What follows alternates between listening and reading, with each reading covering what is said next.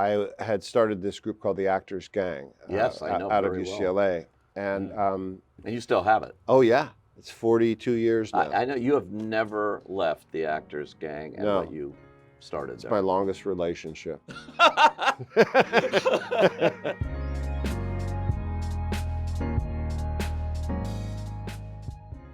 My job in IT isn't any job. I know you think it's the generator that keeps the silo running. Because it is. Because without power, we have nothing. It's how the power is used to water crops, transmit messages, to circulate air. All of these invisible functions are controlled by the servers in IT.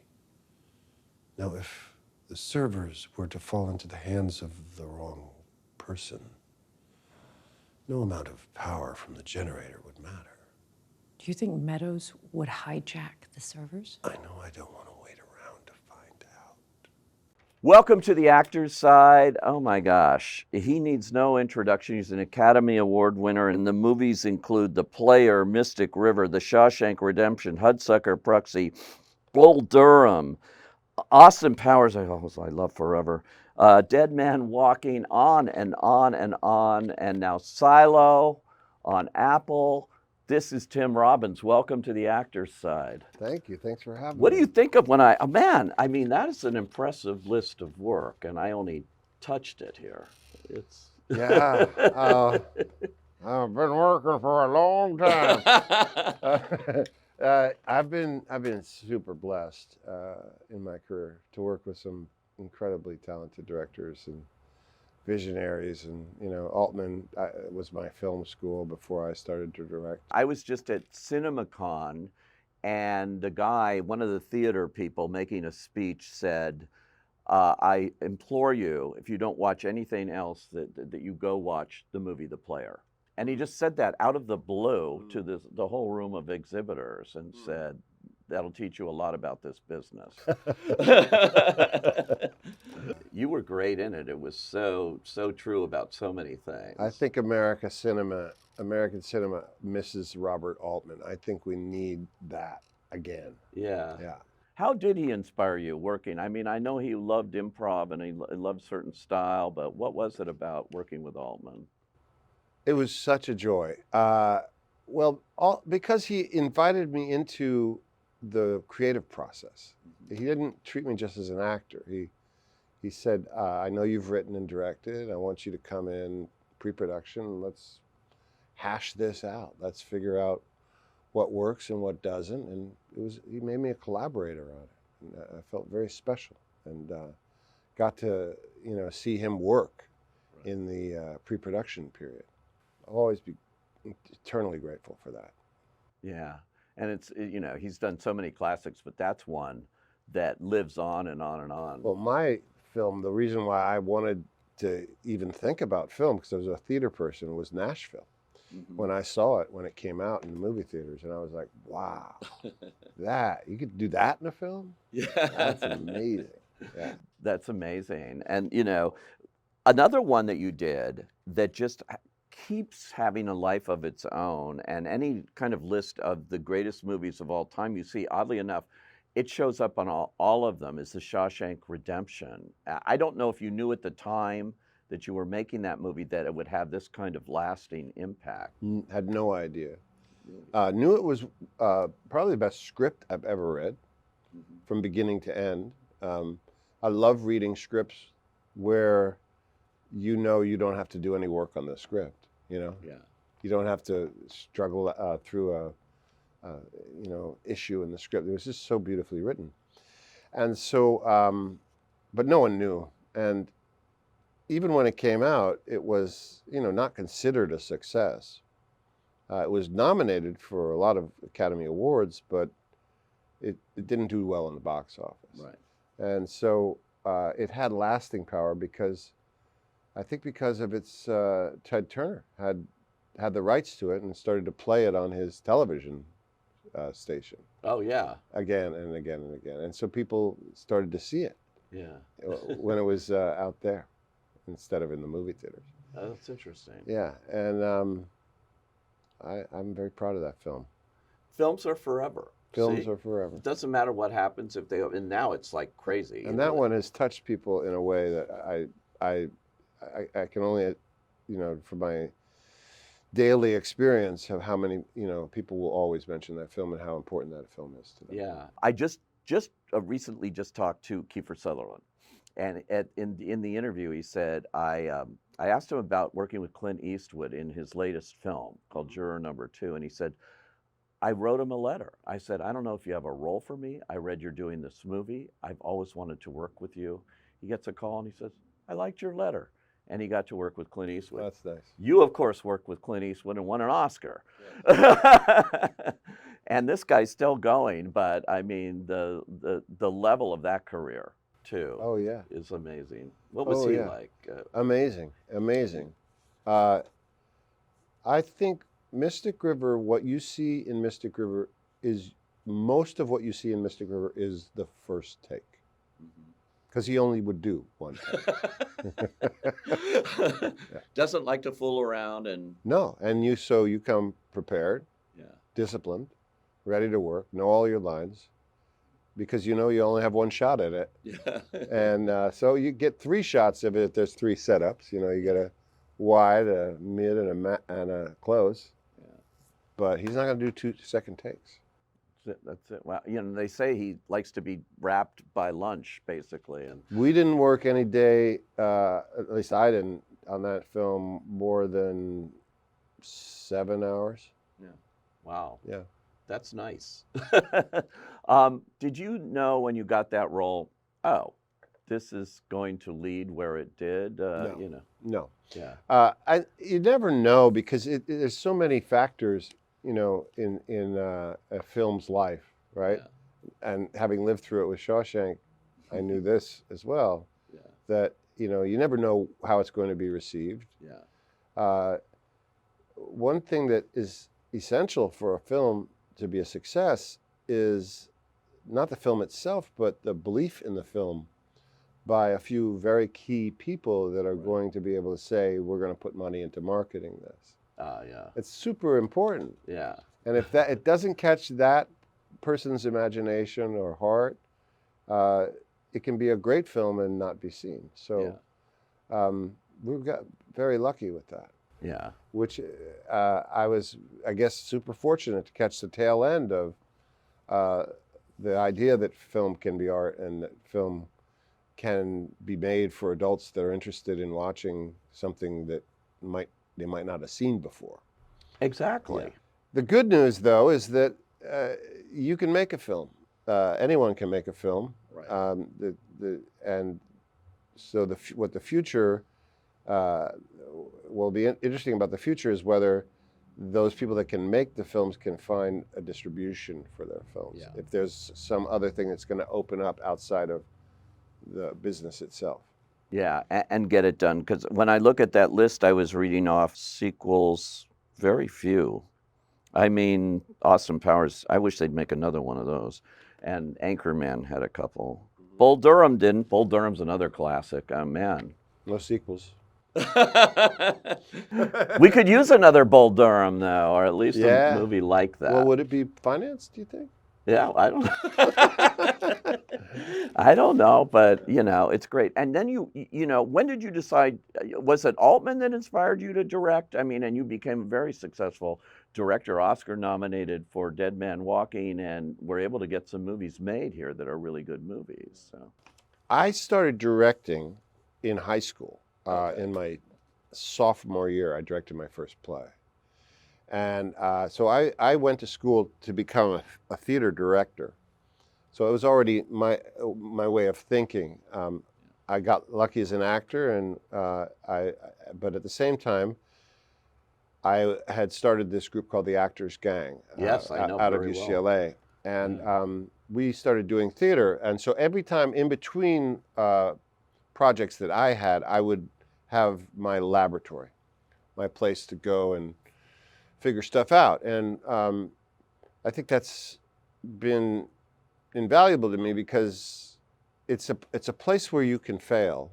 Right. It's a place where you can learn. You can't learn by continuing to have success, you have to challenge yourself and push the boundaries of what you can do. And the theater has always allowed me that opportunity to continue to grow, to continue to learn. And you still have it. Oh yeah, it's 42 years now. I know you have never left the Actors Gang and No. what you started It's there. my longest relationship. Well, there's something about it that's got an attraction for you. I'm actually doing a play right now that I've written and I'm directing, and it'll open on May 9th. It's called it's called Topsy Turvy. Okay. It's a musical Greek vaudeville done in the style of a Greek theater play. Wow. With a chorus. And Harbinger comes in announcing some terrible news, and they call on the gods, and so it's a Greek play. Wow, It's exciting. That's cool. Yeah. Another thing about your work that everyone knows is you're very politically conscious and socially conscious, and you try to put that in. I've noticed it over and over in the things you direct and write, and the movies that you choose to be in, right up to movies like Dark Waters and different things like that have something to say about the world. I try not to do pieces that are irrelevant or that pander to parts of our nature that are unhealthy. Right. Violence, exploitation. There's a tendency to, Hollywood's certainly been sending the message about the retribution seems to be a part of everything, and it usually involves violence. And Our presidential campaigns right now, that you hear the word retribution and revenge. Yeah, there's way too much discord right now. Yeah. Way too much division. Way too much blaming and canceling of people for their free thought or their free actions that they take with their own bodies. And this is a dangerous position to be in. And this happens on both sides. This is not exclusive to one side. Yeah. And so one of the things I'm trying to do with Topsy Turvy is ask that question, and how do we move forward? And really an examination of human behavior in the past 4 years, and how we can get past that, and how we can move into forgiveness and moving forward into a unity of some kind. The human heart is an extraordinary thing. It has an incredible capability to forgive. It's just that I feel like we've been manipulated into division. Yeah. It's certainly encouraged when you have algorithms that are negative, receiving more eyes on them than something that's supportive. You know you're living in an unhealthy situation. Yeah. So we're trying to move away from that in the Actors Gang, and trying to understand our responsibility in that. And that brings me to Silo, which deals with a lot of these issues. And I think probably, you can tell me, but I think that's probably part of what attracted you to do a television series. Absolutely. I read the scripts that Graham had sent me. I think it's Graham Yost who created it. Yeah. And I think he sent me 4 scripts and then told me about the rest of the season. And I was just really intrigued with the world that he was creating and the Hugh Howey novel. And what I loved about it was that it was really so damn close to what we had just been experiencing with the lockdown. And here you have a society that exists under the ground, right? 10,000 people, and in order for there to be order in that world, there have to be certain rules. Yeah. And I was reading the script and thinking about the rules that we had been cooperating with, and I thought of the character, and I'm always curious about what it is in someone that makes them the person that seeks power in that kind of world. Right. And the character I play is the head of IT department. Bernard, yeah. Bernard, yes. And I'm always curious because I've heard interviews with people that have been powerful or leaders or presidents who have talked about how difficult it is to make decisions that may be harmful, but in the long run will mean the survival of the civilization. And that, for me, is a really interesting place to explore. What kind of rationalizations do you have to make in your own brain when you do something that might be hurtful to a number of people, but you're rationalizing it as a necessary thing, because if we don't do this, something worse will happen. Right. So in essence, Bernard is doing what he thinks is the best thing here. He's doing the only thing he can do Yeah. for the silo to survive.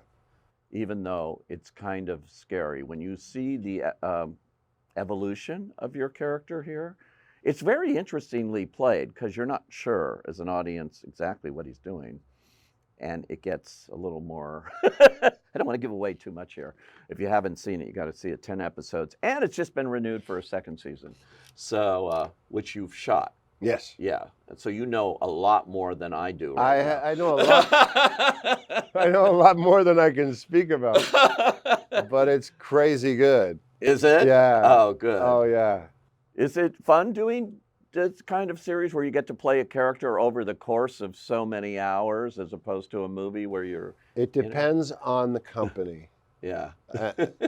Honestly, I've done it a few times, and I've had great times, and I've had times where I hope this doesn't go to a second season.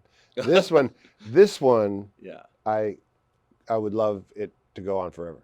It's yeah. Because the people are top notch. Yeah. The writers, the directors, producers, actors, crew members, top notch. And working in a place in London where there's a common decency for crew members, which I haven't seen that much in the United States. Oh, that's interesting. Yeah. Like, really. for example, I don't think we worked in anything more than a 10-hour day. Wow. And that is unheard of here.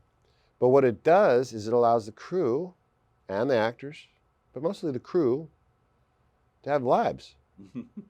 They go have dinner with their family, or they have a date, or, and they come back to work the next day, a lot happier than working a 14, 15-hour day, getting, 4 hours of sleep and coming back.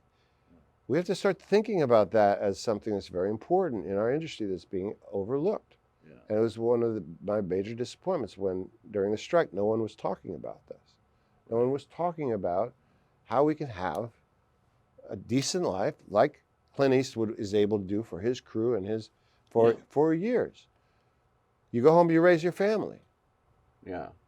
Well, he can do it. I mean, so is it up to the director to set the table here, or? It's up to the director, it's up to the producers, it's up to the people that are financing it to say, listen, you know what? Let's not do these crazy hours. Right. My disappointment with the strike was that should have been the first demand. Mm-hmm. No more than 12 hours, and that's it. No more.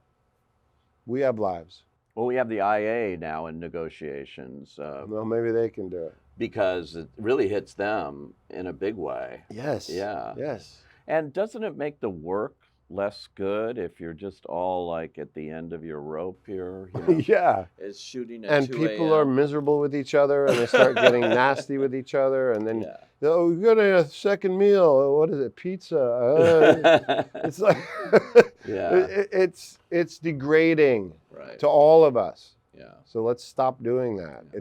It's not good for people. It's not good for the industry. Yeah. It's not good for the product. No.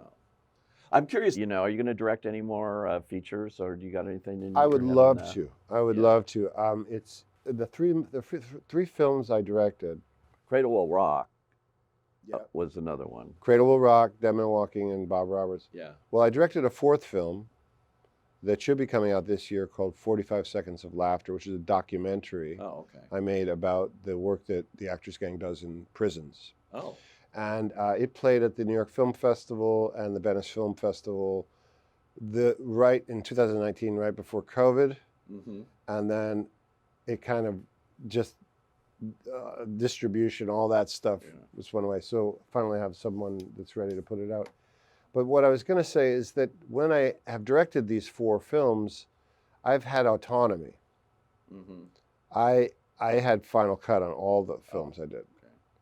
And I think it's necessary to do that. I think what we used to have in the business were people that would finance things that were gamblers, that were risk takers. That's how this business started. And you say, give the kid the keys to the car and let's see how he does, right? As opposed to, we're going to be in the back seat the whole time. And if you make a left we don't like, we're going to tell you to go back and make a right. Yeah. That's not a way to make a film, in my opinion. And so I need those kind of conditions in this kind of world. I understand that totally. Yeah. I mean, you're making art here. You don't want to do it by committee. Yeah. And Yeah. yeah. So I'm not desperate to do another movie, but I would definitely do one were the conditions right. Right. Well, that's cool. Absolutely. Yeah. Well, there are directors that insist on exactly what you said, like, I want you to give me the money and then I want you to go away. And, some of those things turn out the best for both sides. Yeah. It's probably the best thing. Yeah. It'll be unique. Yeah. In this day and age, God knows who owns these things anymore. Studios. I don't know who owns this studio, but I'm happy you were able to come Maybe here a robot today. does. Yeah. I'm happy you were able to come in here today and talk about Silo, your career. It's amazing, and so many other things. Tim Robbins, thank you so much for Thanks joining so the much. Actors Side. Thank you.